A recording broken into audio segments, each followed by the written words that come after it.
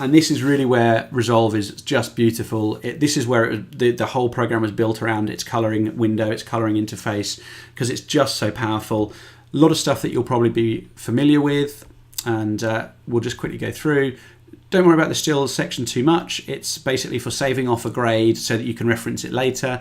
You've got your viewer, you've got your node tree over here. Think of nodes like layers. We'll come back to that in a minute. You've got your timeline here, and you've got your clips on top. You can easily turn those off by doing all of that. So you've got options in the top left corner for turning things on and off. So we'll actually turn the gallery off, timeline, clips are on, good. So obviously your clips, you don't hover scrub through these, you simply select, so that's the clip you're working on. So we're gonna work on, say, which one are we gonna work on straight up? Let's work on this one. You can scrub through your clip doing that. In fact, do we work on this one? We can work on any one. Let's work on this one. Okay, we'll work on this one, there we go. So you can scrub through your timeline here of a particular clip.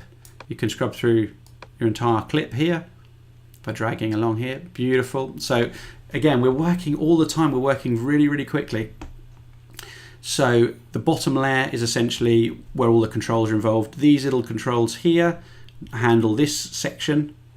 These controls in here handle this section. And these controls in here handle this section.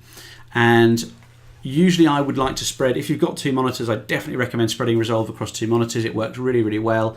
You simply go workspace, layout, dual screen on, okay? And it just works so well because your scopes, all these clips, they jump onto another screen and you can really work very quickly again because your interface isn't kind of cramped up. Okay, so initially when you start up Resolve, you're gonna see this as a primaries wheel. I tend to turn it into a log wheel just because for me, it's much easier to see shadows, midtones, highlights than it is lift, gamma, gain. I get a bit confused, so I prefer to go this way.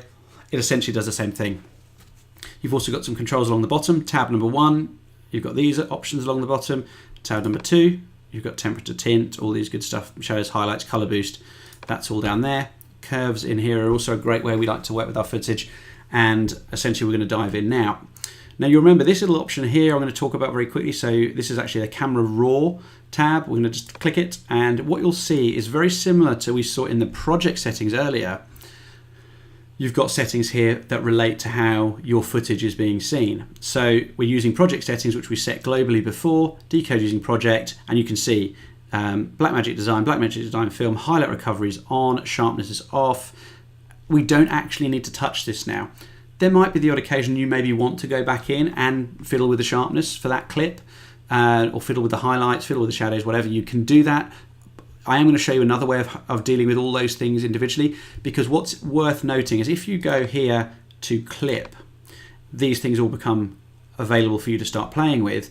Now, if you were to, for example, just change the exposure on this clip here, even if we've cut the clip, it will apply to every instance of the clip. So what actually a better way of explaining that might be to look at this clip at the end. So this clip was part of the same clip, if you remember. We just chopped it in the middle. And if I come to this clip, go to project, clip in the camera raw settings, and whip the exposure up, you'll see that that actually has affected both of the clips that I cut.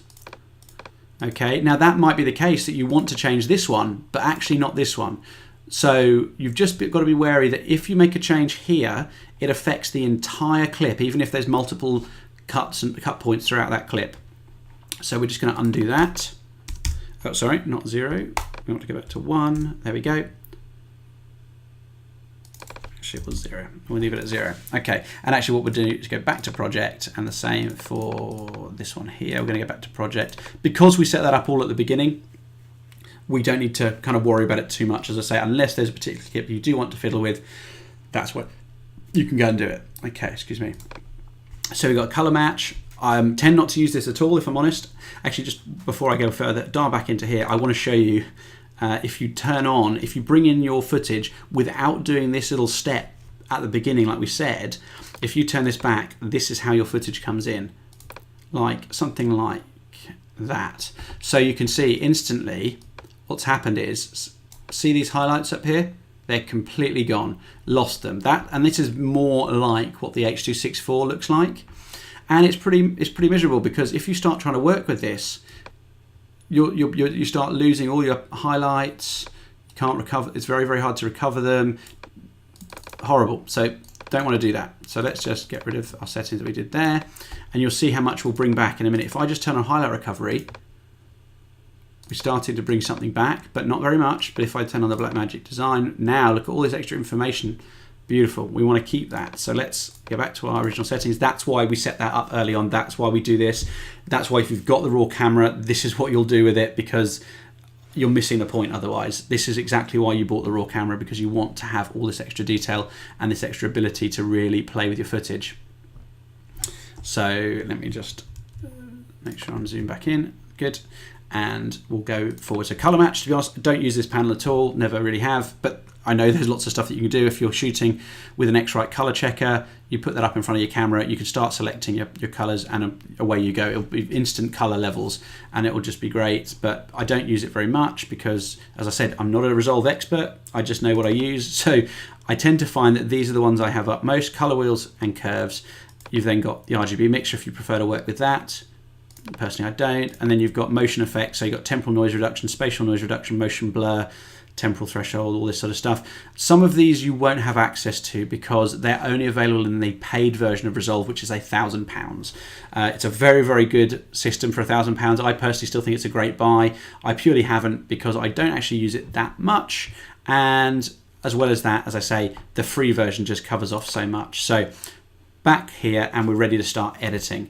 So what we're going to do first, we're just going to do a very, very quick edit of this particular shot. So maybe we're going to work with this frame here. Okay, this is the one I want to grade to. So we need to see our scopes. The scopes are available over here by clicking this little button, and here are our scopes. You can, if you want to bring your scopes out, you can actually use this little punch out button, which will give you the option to look at multiple scopes in one line. If you're working on a dual screen, they'll actually fill the bottom of your screen on another monitor if you've got one available.